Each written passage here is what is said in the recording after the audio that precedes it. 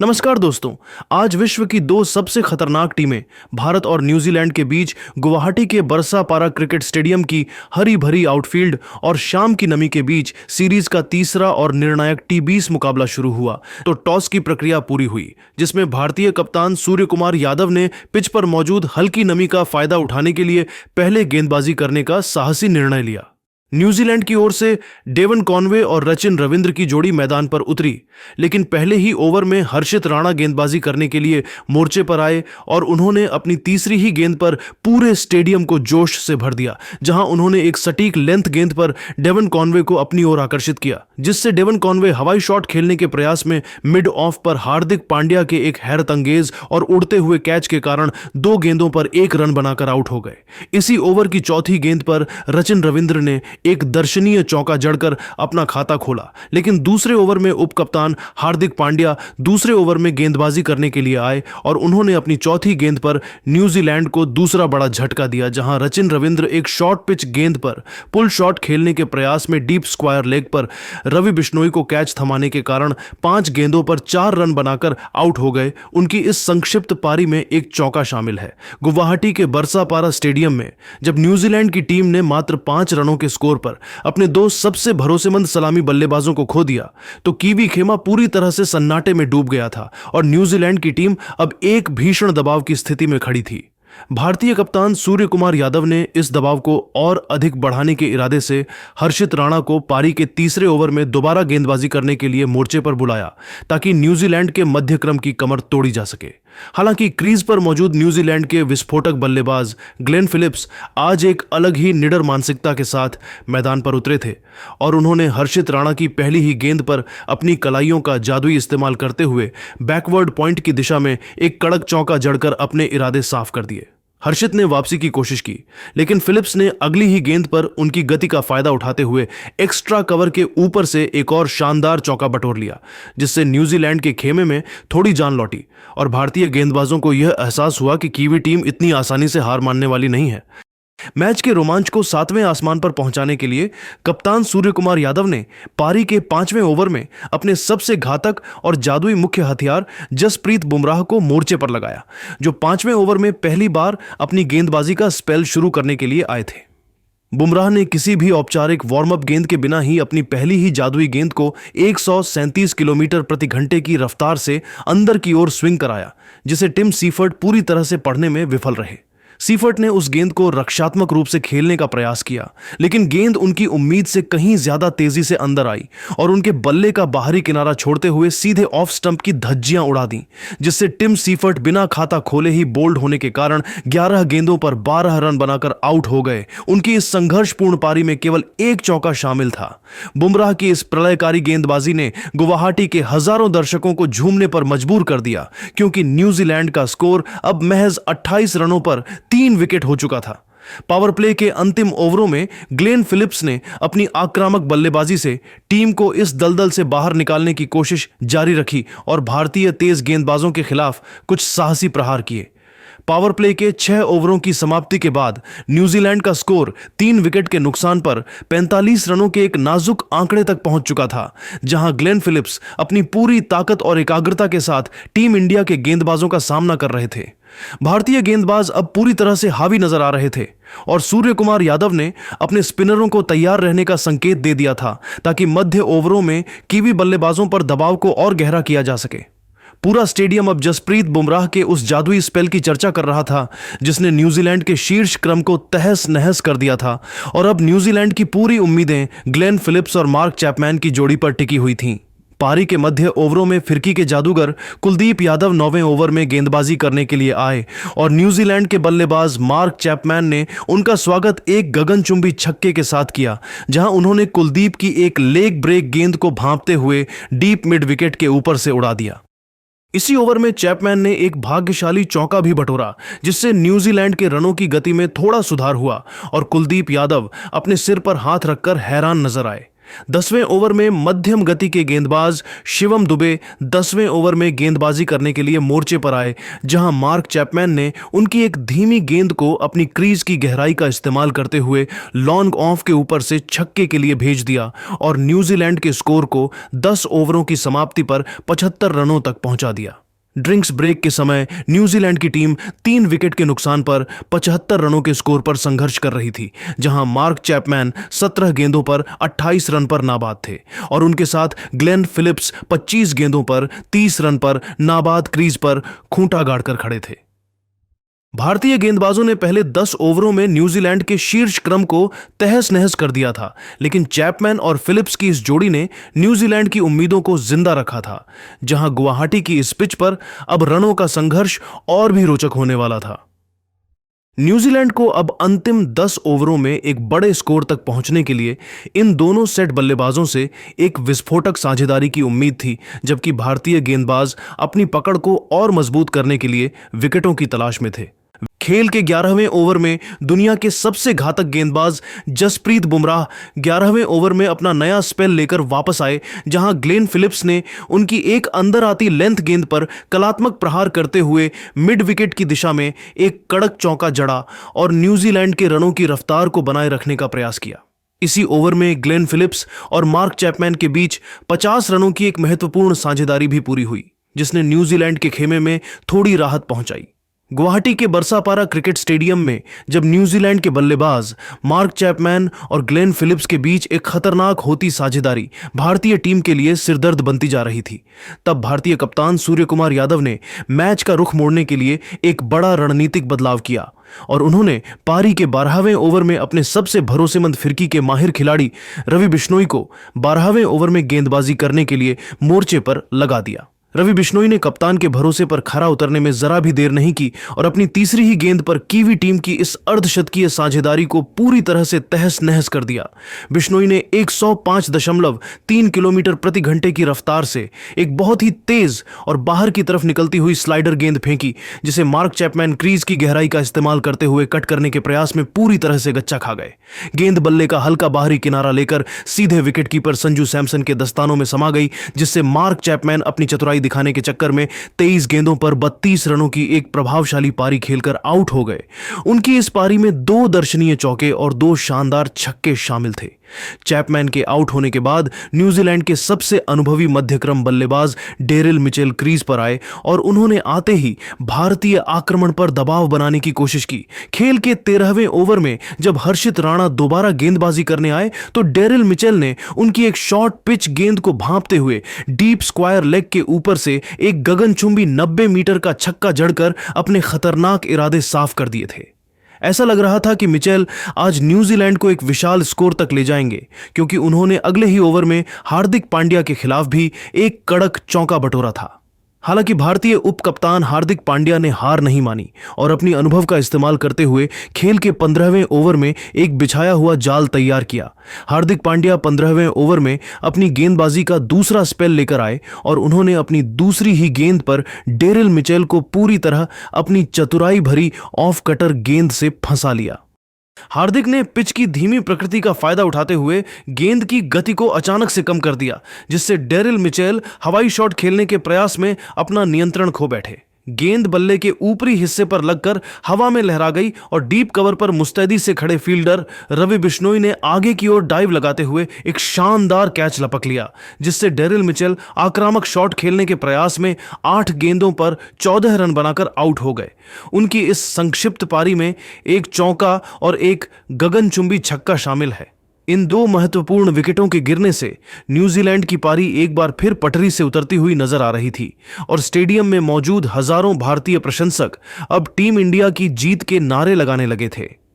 New Zealand की मुश्किलें अभी खत्म नहीं हुई थीं, क्योंकि 16वें ओवर में रवि बिश्नोई 16वें ओवर में अपनी गेंदबाजी का अंतिम स्पेल डालने आए और उन्होंने न्यूजीलैंड के सबसे सेट बल्लेबाज ग्लेन फिलिप्स को अपनी फिरकी के जाल में फंसा लिया। फिलिप्स ने बिश्नोई की एक तेज गेंद पर जबरन बड़ा शॉट खेलने का जोखिम उठाया, लेकिन गेंद बल्ले के निचले हिस्से पर लगकर सीधे डीप मिड विकेट पर खड़े ईशान किशन के हाथों में चली गई, जिससे ग्लेन फिलिप्स बड़ा शॉट खेलने के प्रयास में 40 गेंदों पर 48 रन बनाकर आउट हो गए। उनकी इस जुझारू पारी में 6 शानदार चौके और एक गगनचुंबी छक्का शामिल है। न्यूजीलैंड की पारी अब पूरी तरह से ताश के पत्तों की तरह ढहती हुई नजर आ रही थी, लेकिन कप्तान मिचेल सेंटनर ने पारी के 17वें ओवर में मध्यम गति के गेंदबाज शिवम दुबे के खिलाफ आक्रामक रुख अपनाया और 2 शानदार चौके जड़कर न्यूजीलैंड के स्कोर को 17 ओवरों की समाप्ति पर 6 विकेट के नुकसान पर 132 रनों तक पहुंचा दिया। मैदान पर अब न्यूजीलैंड के कप्तान मिचेल सेंटनर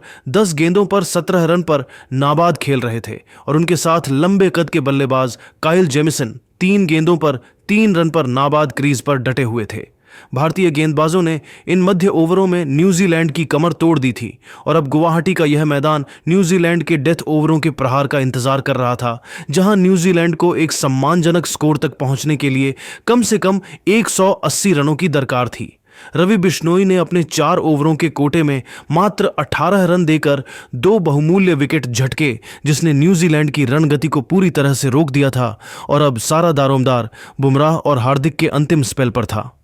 गुवाहाटी के बरसापारा क्रिकेट स्टेडियम में न्यूजीलैंड की पारी जब अपने अंतिम और निर्णायक डेथ ओवरों में पहुंची तो पूरा स्टेडियम जसप्रीत बुमराह के नाम से गूंज रहा था, क्योंकि भारतीय गेंदबाजी के अगुआ अब कीवी पुछल्लों का शिकार करने के लिए वापस आ चुके थे। खेल के 18वें ओवर में दुनिया के सबसे घातक तेज गेंदबाज जसप्रीत बुमराह 18वें ओवर में अपना अंतिम स्पेल शुरू करने के लिए मोर्चे पर आए और उन्होंने अपनी दूसरी ही गेंद पर कीवी पारी की कमर तोड़ दी। बुमराह ने 141.2 किलोमीटर प्रति घंटे की रफ्तार से एक अंदर आती हुई तेज गेंद फेंकी, जिसे काइल जेमिसन ने लेग साइड की दिशा में जबरन उड़ाने का प्रयास किया, लेकिन गेंद की गति ने उन्हें पूरी तरह छका दिया, जिससे काइल जेमिसन बोल्ड होने के कारण 5 गेंदों पर 3 रन बनाकर आउट हो गए।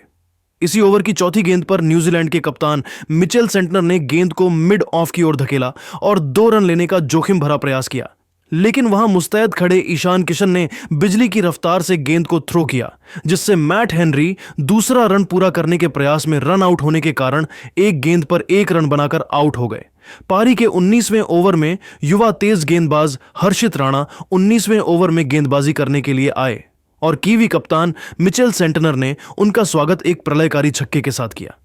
हर्षित ने एक धीमी गति की गेंद फेंकने की कोशिश की, लेकिन सेंटनर ने अपनी क्रीज का इस्तेमाल करते हुए उसे लॉन्ग ऑन बाउंड्री के बाहर 95 मीटर दूर भेज दिया, जिससे न्यूजीलैंड के खेमे में थोड़ी जान लौटी। हर्षित राणा ने हालांकि तुरंत वापसी की और अगली गेंदों पर कप्तान सेंटनर को हाथ खोलने का कोई मौका नहीं दिया, जिससे न्यूजीलैंड का स्कोर 19 ओवरों के बाद 8 विकेट के नुकसान पर 148 रनों तक ही पहुंच सका। अंतिम और निर्णायक 20वां ओवर फेंकने की जिम्मेदारी जसप्रीत बुमराह ने ली, जो 20वें ओवर में अपनी गेंदबाजी का कोटा पूरा करने के लिए आए और उन्होंने पहली ही गेंद पर न्यूजीलैंड की रही सही उम्मीदों को खत्म कर दिया। बुमराह ने एक ऊंची फुल टॉस गेंद फेंकी, जिस पर मिचेल सेंटनर ने बड़ा शॉट खेलने का प्रयास किया, लेकिन गेंद बल्ले के ऊपरी हिस्से पर लगकर सीधे डीप मिड विकेट पर खड़े अभिषेक शर्मा के हाथों में चली गई, जिससे मिचेल सेंटनर हवाई शॉट खेलने के प्रयास में 17 गेंदों पर 27 रन बनाकर आउट हो गए। उनकी इस जुझारू पारी में 3 चौके और एक शानदार छक्का शामिल था। इसी ओवर की तीसरी गेंद पर ईश सौढ़ी के बल्ले का बाहरी किनारा लगा और गेंद संजू सैमसन के पास से निकलकर बाउंड्री पार चली गई, जिससे न्यूजीलैंड को 4 रन मिल गए। न्यूजीलैंड अंडर 19 की पूरी टीम निर्धारित 20 ओवरों के अंत में 9 विकेट के नुकसान पर 153 रनों के संघर्षपूर्ण स्कोर तक ही पहुंच सकी, जहां ईश सौढ़ी 5 गेंदों पर 2 रन पर नाबाद रहे और उनके साथ जैकब डफी 3 गेंदों पर 4 रन पर नाबाद क्रीज पर डटे हुए थे। जसप्रीत बुमराह ने अपने 4 ओवरों के जादुई स्पेल में मात्र 17 रन देकर 3 बहुमूल्य विकेट झटके और न्यूजीलैंड के किसी भी बल्लेबाज को अंतिम ओवरों में टिकने नहीं दिया। गुवाहाटी की इस पिच पर भारत के सामने अब जीत के लिए 154 रनों का एक आसान लक्ष्य था, लेकिन न्यूजीलैंड के पास भी ईश सोढ़ी और मिचेल सेंटनर जैसे गेंदबाज थे जो इस छोटे लक्ष्य को भी चुनौतीपूर्ण बना सकते थे। पूरा स्टेडियम अब अभिषेक शर्मा और संजू सैमसन की जोड़ी की प्रतीक्षा कर रहा था, ताकि भारत इस सीरीज को 3-0 से अपने नाम कर सके। गुवाहाटी के बरसापारा क्रिकेट स्टेडियम की दूधिया रोशनी में जब भारतीय टीम 154 रनों के चुनौतीपूर्ण लक्ष्य का पीछा करने उतरी, तो पूरा स्टेडियम संजू संजू के नारों से गूंज रहा था, क्योंकि हर प्रशंसक को उम्मीद थी कि संजू सैमसन आज अपनी बल्लेबाजी से न्यूजीलैंड के गेंदबाजों को तहस नहस कर देंगे। न्यूजीलैंड की ओर से सबसे अनुभवी और धारदार तेज गेंदबाज मैट हेनरी पहले ओवर में गेंदबाजी करने के लिए मोर्चे पर आए और उन्होंने अपनी पहली ही जादुई और इन स्विंगिंग गेंद पर पूरे स्टेडियम को सन्न कर दिया, जहां संजू सैमसन उस घातक गेंद की लाइन को पूरी तरह से भांपने में नाकाम रहे। संजू सैमसन ने क्रीज पर कदम रखते ही फ्लिक शॉट खेलने का जोखिम भरा प्रयास किया, लेकिन गेंद उनके बल्ले का किनारा छोड़ते हुए सीधे स्टंप्स में समा गई, जिससे संजू सैमसन बिना कोई रन बनाए एक गेंद पर 0 रन बनाकर बोल्ड हो गए। संजू सैमसन के गोल्डन डक पर आउट होने के बाद युवा ईशान किशन मैदान पर उतरे और उन्होंने आते ही न्यूजीलैंड के गेंदबाजों के मनोवैज्ञानिक दबाव को कम करने के लिए प्रलयकारी आक्रमण शुरू कर दिया।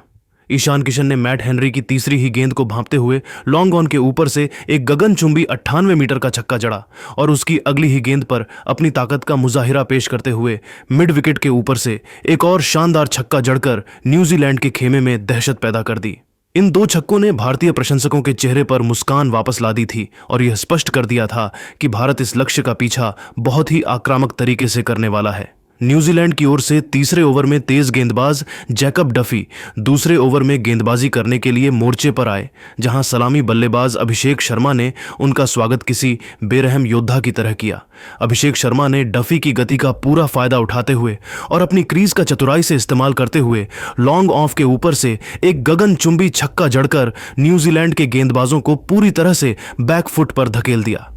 अभिषेक की इस निडर बल्लेबाजी ने यह साबित कर दिया था कि वे आज गुवाहाटी के इस मैदान पर रनों की ऐसी सुनामी लाने वाले हैं जिसे रोकना कीवी टीम के लिए नामुमकिन सा लग रहा था और भारतीय टीम अब मात्र 2 ओवरों के खेल में ही न्यूजीलैंड के जबड़े से मैच छीनने की दिशा में कदम बढ़ा चुकी थी।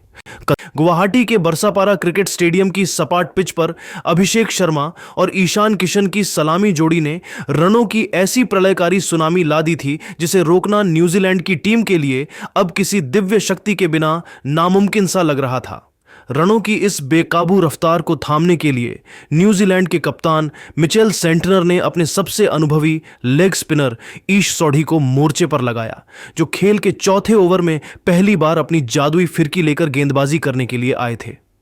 ईशान किशन ने सोढ़ी का स्वागत किसी बेरहम योद्धा की तरह किया और उनकी पहली ही गेंद पर एक अत्यंत शक्तिशाली और कड़क चौका जड़कर स्टेडियम में मौजूद हजारों दर्शकों को झूमने पर मजबूर कर दिया। लेकिन अगली ही गेंद पर ईशान एक रणनीतिक चूक कर बैठे। ईश सोढ़ी ने चतुराई से गेंद की गति कम की और ईशान किशन उस पर एक जबरन शॉर्ट आर्म जैब खेलने के प्रयास में अपनी एकाग्रता खो बैठे, जिससे गेंद सीधे डीप मिड विकेट पर खड़े मार्क चैपमैन के हाथों में चली गई और ईशान किशन आउट होने के कारण 13 गेंदों पर 28 रनों की एक अत्यंत विस्फोटक पारी खेलकर पवेलियन लौटे। उनकी इस आतिशी पारी में 3 दर्शनीय चौके और 2 शानदार गगनचुंबी छक्के शामिल थे।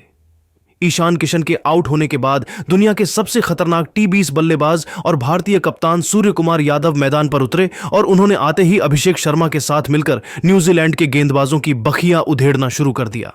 खेल के 6ठे ओवर में जब तेज गेंदबाज जैकब डफी 6ठे ओवर में दोबारा अपना स्पेल डालने के लिए वापस आए तो अभिषेक शर्मा ने उन पर एक विनाशकारी प्रहार किया और ओवर की अंतिम गेंद पर एक प्रलयकारी छक्का जड़कर मात्र 18 गेंदों पर अपना एक ऐतिहासिक अर्धशतक पूरा किया।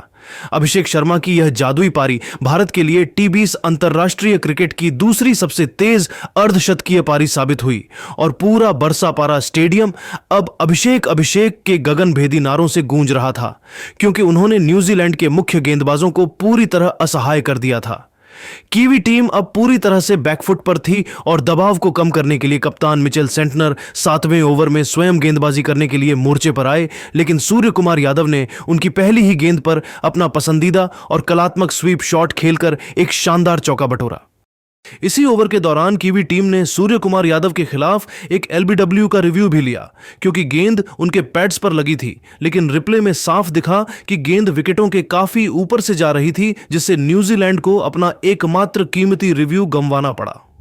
पारी के 8वें ओवर में ईश सोढ़ी 8वें ओवर में एक बार फिर अपनी लेग स्पिन के साथ वापस आए, लेकिन सूर्य कुमार यादव ने उनके खिलाफ एक आक्रामक रुख अपनाते हुए लगातार 2 कड़क और कलाइयों के इस्तेमाल वाले चौके जड़कर न्यूजीलैंड की गेंदबाजी लाइनअप को पूरी तरह से तहस नहस कर दिया। अभिषेक शर्मा ने भी इसी ओवर में अपना रौद्र रूप जारी रखा और सोढ़ी की अंतिम गेंद पर एक गगनचुंबी 100 मीटर लंबा छक्का जड़कर भारत के स्कोर बोर्ड को 120 रनों के पार पहुंचा दिया, जिससे न्यूजीलैंड के खिलाड़ियों के चेहरे पर हार का डर साफ नजर आने लगा था। इन दोनों बल्लेबाजों के बीच पनपी इस तूफानी साझेदारी ने गुवाहाटी के इस मैदान पर रनों की ऐसी मूसलाधार बारिश कर दी थी कि न्यूजीलैंड के गेंदबाज अब गेंदबाजी करने से कतरा रहे थे और भारत अब एक ऐतिहासिक जीत की दहलीज पर खड़ा था। खेल के 9वें ओवर में मिचेल सेंटनर 9वें ओवर में एक बार फिर अपनी स्पिन गेंदबाजी का कोटा जारी रखने के लिए मोर्चे पर वापस आए, लेकिन अभिषेक शर्मा ने उनके स्वागत में कोई कमी नहीं छोड़ी और ओवर की दूसरी ही गेंद पर अपने पैरों का शानदार इस्तेमाल करते हुए एक्स्ट्रा कवर की दिशा में एक बिजली की रफ्तार वाला फ्लैट चौका जड़ दिया। अभिषेक की इस आक्रामकता ने सेंटनर की लाइन और लेंथ को पूरी तरह बिगाड़ कर रख दिया था और अगली ही गेंद पर कप्तान सूर्य कुमार यादव ने अपने जादुई हाथ दिखाते हुए क्रीज की गहराई का चतुराई से इस्तेमाल किया और लॉन्ग ऑफ के ऊपर से एक गगनचुंबी 95 मीटर का विशाल छक्का जड़कर भारत की जीत को लगभग औपचारिकता में बदल दिया। सूर्या के इस ट्रेडमार्क शॉट ने पूरे स्टेडियम को पागल कर दिया था और भारतीय प्रशंसक अब तिरंगा लहराकर इस ऐतिहासिक जीत का जश्न मनाने लगे थे।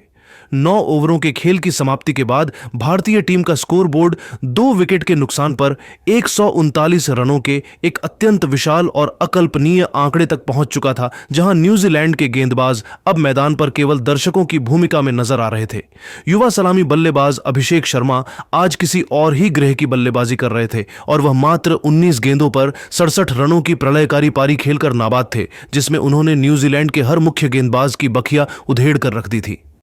उनके साथ क्रीज पर दुनिया के नंबर 1 टी20 बल्लेबाज और कप्तान सूर्य कुमार यादव 21 गेंदों पर 42 रन पर नाबाद रहकर न्यूजीलैंड के गेंदबाजों के लिए साक्षात काल बने हुए थे और उनके बल्ले से निकलने वाला हर शॉट कीवी टीम के मनोबल को और गहरा जख्म दे रहा था। बरसापारा स्टेडियम का हर कोना अब इंडिया इंडिया के नारों से गूंज रहा था, क्योंकि भारतीय टीम ने महज 54 गेंदों के खेल में ही न्यूजीलैंड के जबड़े से जीत छीन ली थी और मैच को पूरी तरह एक तरफा बना दिया था। भारत को अब इस श्रृंखला को 3-0 से अपने नाम करने के लिए मात्र 15 रनों की दरकार थी और कीवी टीम के चेहरे पर हार की मायूसी साफ पड़ी जा सकती थी, क्योंकि उन्होंने आज भारतीय बल्लेबाजी का वह रूप देखा था जिसने आधुनिक क्रिकेट की परिभाषा ही बदलकर रख दी थी।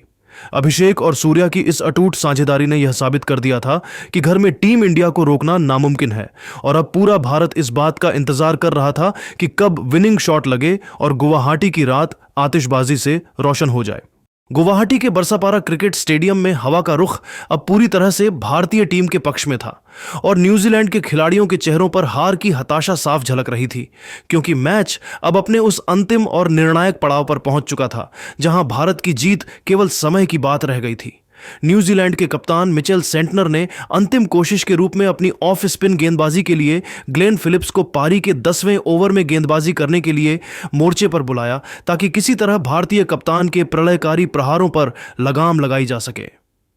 सूर्य कुमार यादव आज अपनी उसी पुरानी और विनाशकारी मिस्टर 360 वाली लय में नजर आ रहे थे जिसने उन्हें दुनिया का सबसे खतरनाक टी20 बल्लेबाज बनाया है और उन्होंने ग्लेन फिलिप्स की दूसरी ही गेंद को भांपते हुए अपनी क्रीज का जादुई इस्तेमाल किया और लॉन्ग ऑन की बाउंड्री के ऊपर से एक गगनचुंबी 96 मीटर का विशाल छक्का जड़कर पूरे स्टेडियम को झूमने पर मजबूर कर दिया। सूर्या का यह रौद्र रूप यहीं शांत नहीं हुआ और उन्होंने ग्लेन फिलिप्स की रणनीति को पूरी तरह विफल करते हुए ओवर की 5वीं गेंद पर एक और अत्यंत कलात्मक और शक्तिशाली स्वीप शॉट खेलकर अपना चौका बटोरा और मात्र 25 गेंदों पर अपना एक आतिशी अर्धशतक पूरा किया, जिसके तुरंत बाद उन्होंने अपना बल्ला उठाकर गुवाहाटी के हजारों प्रशंसकों का बड़े ही स्वाभिमान के साथ अभिवादन किया। भारत को अब इस ऐतिहासिक श्रृंखला को अपने नाम करने के लिए मात्र 2 रनों की मामूली दरकार थी और ग्लेन फिलिप्स ने दबाव में आकर ओवर की अंतिम गेंद एक बहुत ही खराब लो फुल टॉस फेंकी, जिस पर सूर्य कुमार यादव ने मिड विकेट की दिशा में एक कड़क चौका